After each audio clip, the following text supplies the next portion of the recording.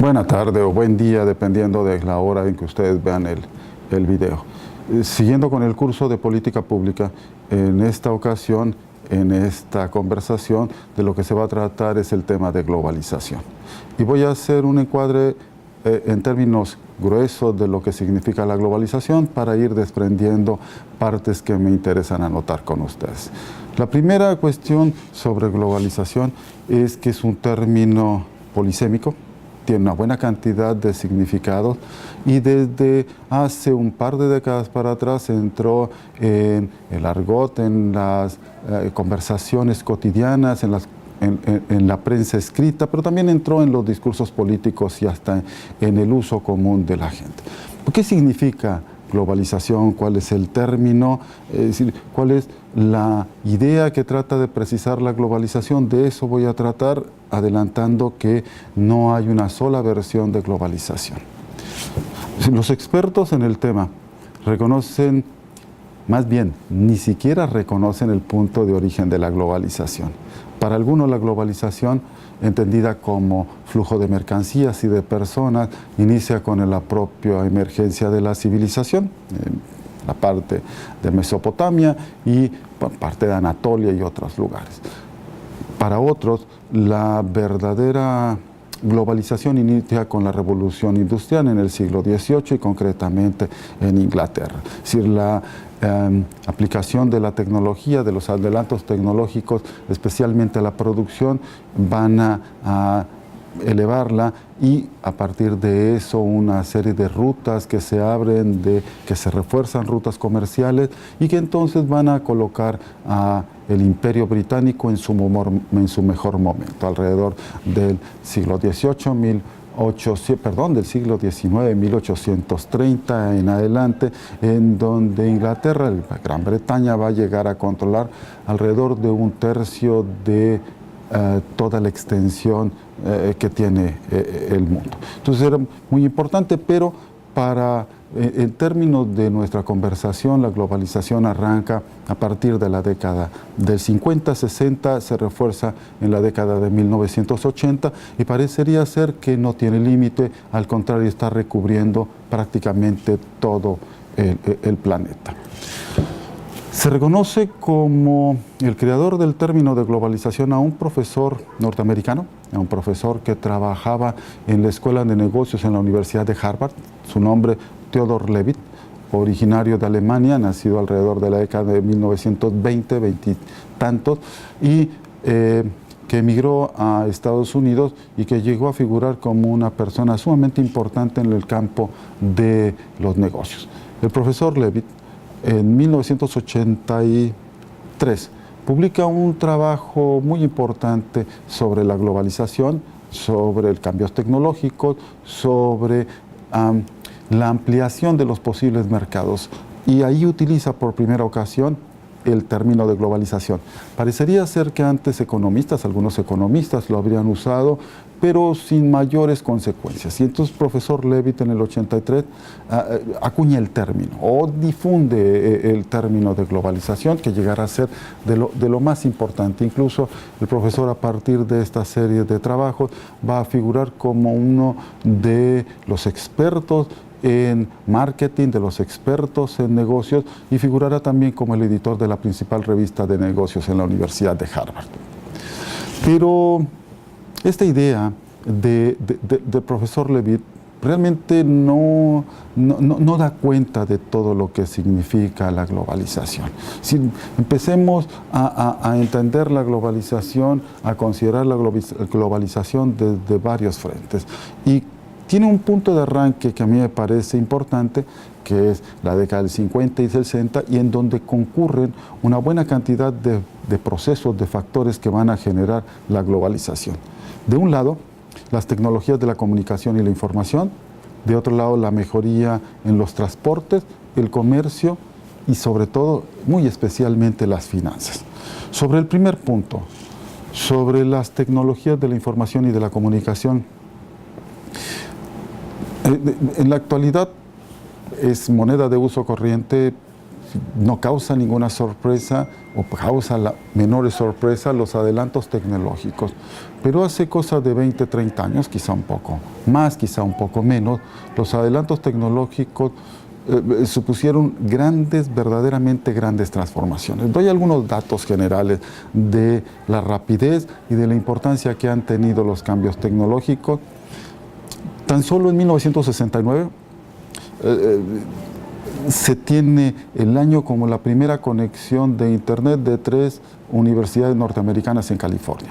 El uso de Internet, el Internet es previo a esto, tenía origen y finalidades militares, pero será hasta finales de los 60 cuando empiece las conexiones de Internet en estas instituciones de educación superior en California.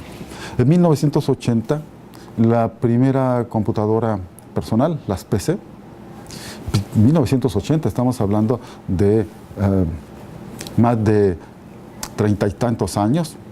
En 1993, algo mucho más cercano a nosotros, el primer smartphone, y que en México las clases medias lo pudieron adquirir hasta entrado el siguiente decenio. Son cambios extraordinariamente vertiginosos, el de las tecnologías, y su conexión de estas va a ser muy importante al campo de la producción, de las finanzas, pero a prácticamente todos los campos. Nosotros usamos las tecnologías de la información en cualquier dispositivo electrónico y nos parece imprescindible. Pero es más importante aún, o no, es otra dimensión de importancia, entender la relación que tienen las tecnologías de la información en los campos de la producción, en los campos de la distribución, del comercio, finanzas, etc. Pero también hubo otros cambios que contribuyen a generar los procesos de la globalización. Uno de estos es la ampliación de la mejora en la comercialización, en el tránsito de mercancías y de personas en menor medida. La disminución de los costes de transportación, el comercio marítimo que abre nuevas rutas, y que tiene un incremento sobresaliente, sobre todo en los últimos 16 años, en donde se ha incrementado el 60%.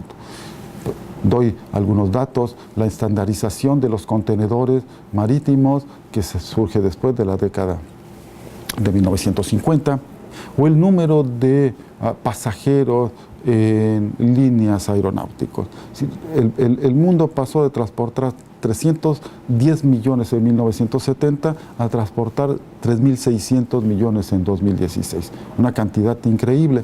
La última cifra publicada hará un par de meses sostenía que cada minuto despegan 70 aviones. O sea, cada minuto, y si uno lo multiplica por cada minuto, si lo multiplica por hora y por día, dará cuenta de la cantidad de personas que viajan. Aunque no son todas las personas del mundo, por supuesto, son las personas ubicadas en los países del norte y a los cuales me referiré más adelante. Pero quizá el aspecto más importante, o la concurrencia más importante que tiene que ver con la globalización, sucede en el campo del comercio y de las finanzas. Decía, a partir de 1950, poco más adelante, van a empezar a quebrarse las barreras que limitaban el comercio.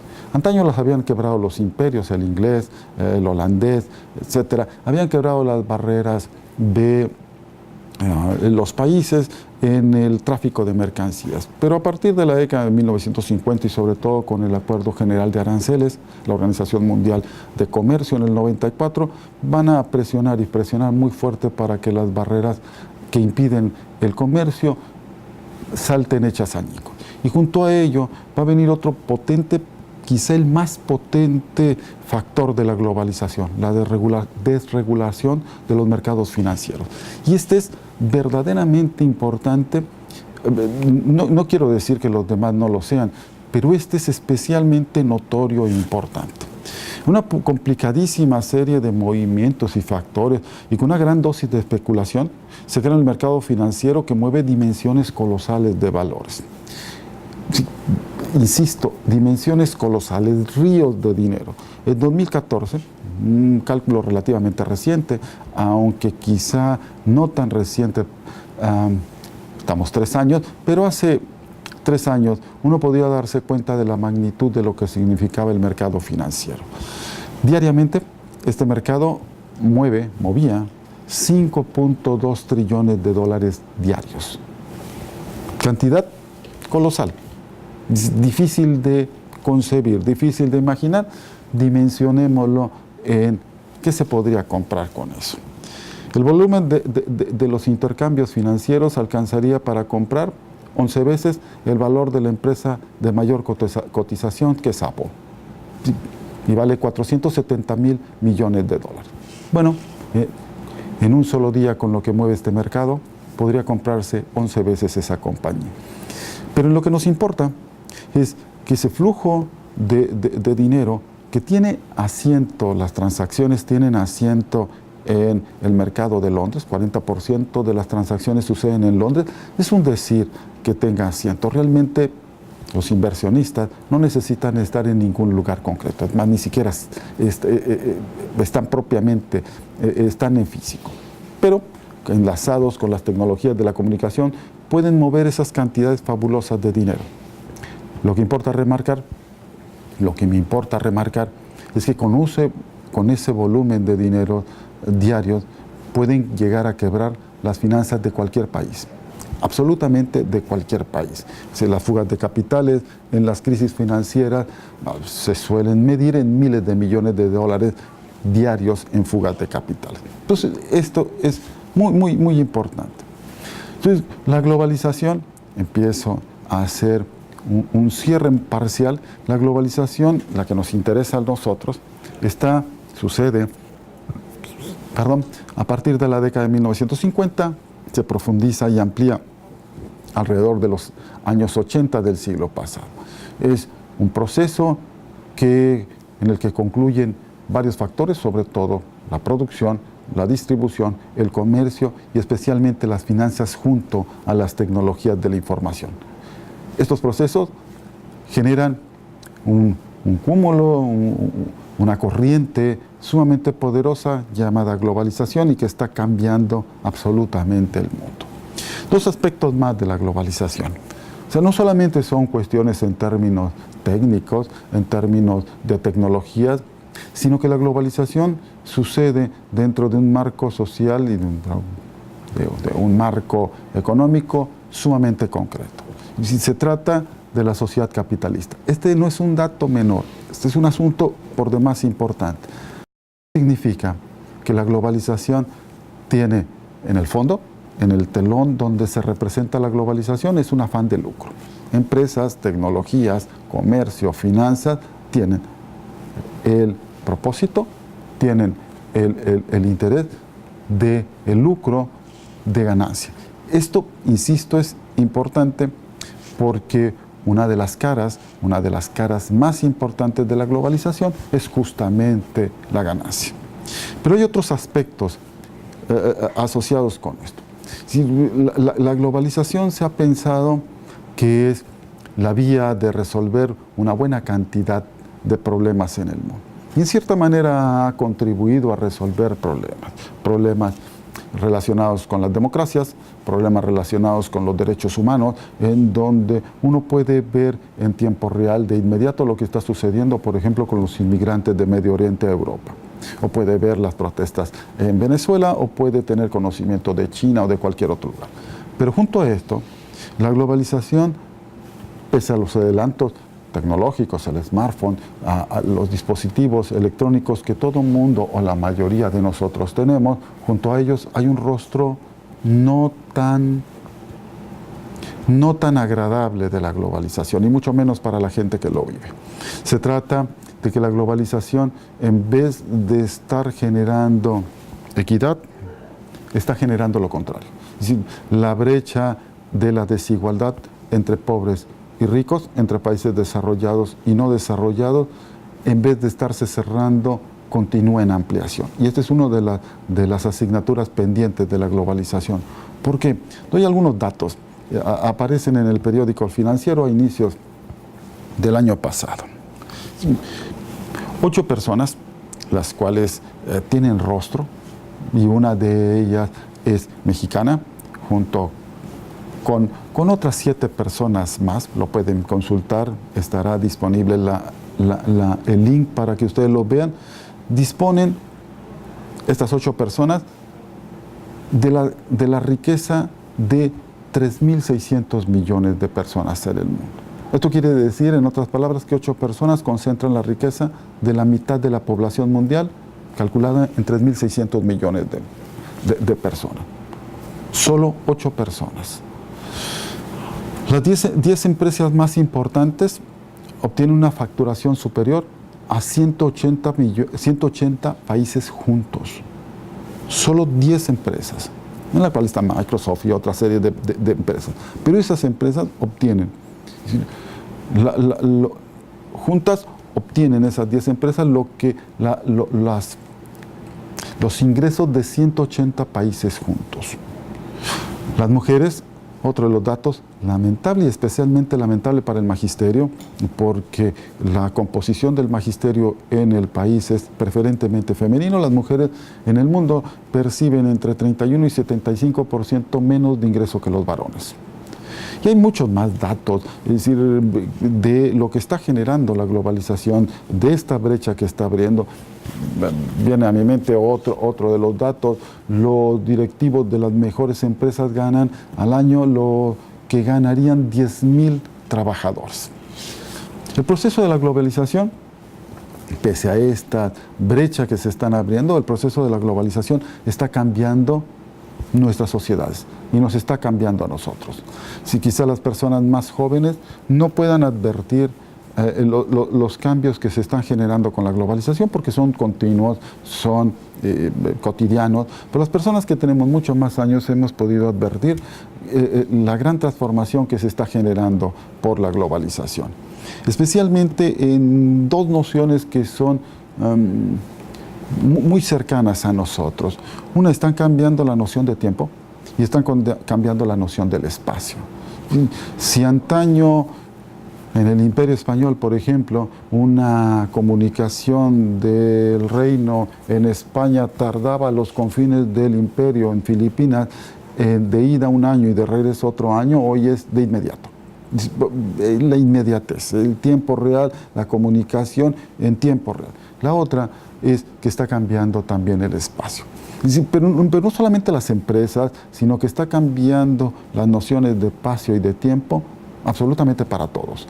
Y conviene precisarlo sobre todo para los profesores, porque nuestros estudiantes, nuestros alumnos no pueden vivir, quizá nosotros mismos no podemos vivir sin los dispositivos electrónicos que nos conectan a otros lugares, que nos conectan de inmediato, y en donde parecería ser que el aula, el salón de clases ya no son suficientes barreras para contener a esto de la globalización. En fin, llego a la parte de cierre de esta presentación.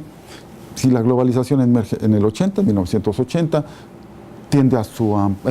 emerge en la década del 50, 60 y tiende a su ampliación y profundización en los años 80. Está enmarcada en el capitalismo, significa nuevas maneras de producción, circulación de mercancías, a la vez que la interdependencia entre países y regiones. Esta, que no había tocado suficientemente, lo hago. Los países, las regiones, parecería ser que están haciendo pedazos sus fronteras para entrar en bloques económicos, en bloques de comercio. El más claro ejemplo, la Unión Europea, en donde desde hace años no hay necesidad de pasaporte para viajar a los distintos países. Hay lenguas comunes, se reconocen varias lenguas comunes en el espacio europeo, las universidades, los sistemas de educación, en fin. Entonces, están haciendo cambios sumamente importantes en la integración. Y, por supuesto, también la globalización tiene efectos en la desigualdad. Está cambiando patrones sociales con una fuerza y con una rapidez increíble, y en todos los órdenes, absolutamente en todos los órdenes, y convendría reflexionar qué tanto va a cambiar la globalización las formas de enseñanza. Este es un punto que merece una cierta atención. Si antaño los mejores profesores universitarios, digamos siglo XIX, siglo XX, eran aquellos siglo XIX, principios del siglo XX, los mejores, los más profesores más importantes eran los que acumulaban un saber sumamente considerable, cercano a la sabiduría. Hoy cualquier dispositivo puede estar conectado a sitios de la red que tengan el mayor conocimiento, no solo de bibliotecas, sino conocimientos completos de una serie de bibliotecas. Entonces, ya la presencia y la autoridad del profesor quizá no se deba más a el saber, sino quizá a un nuevo movimiento, una nueva conexión con los saberes. Esto, por ejemplo, todavía no lo hemos pensado considerablemente.